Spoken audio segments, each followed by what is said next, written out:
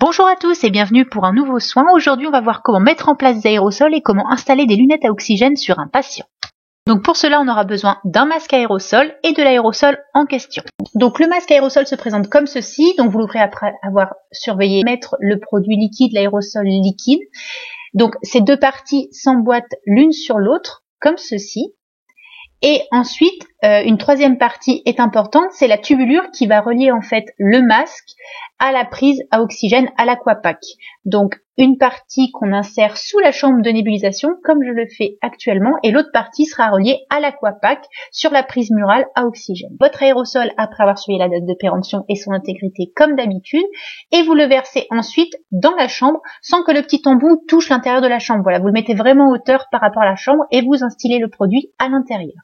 Vous revissez ensuite à fond pour pas qu'il y ait de fuite parce que vous allez voir qu'après la chambre va être mise sous pression pour que ça nébulise. Donc pour l'installation du masque, la partie élastique, vous la mettez en haut du crâne, au-dessus des deux oreilles pour que ce soit le plus confortable possible par le patient. Et pour le masque, il faut bien qu'il prenne le nez et la bouche. Vous pouvez appuyer sur le petit embout pour limiter les fuites au niveau du nez.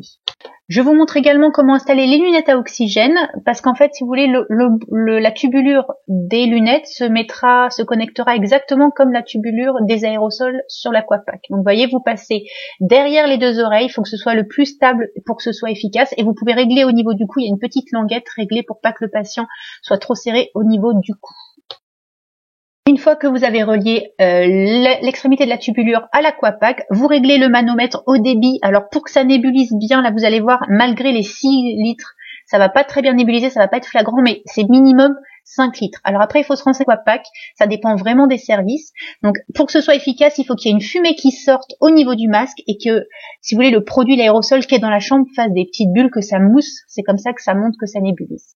Et voilà, vous savez mettre en place un aérosol. Je vous retrouve très vite pour de nouveaux soins et n'hésitez pas à vous abonner. Bye bye!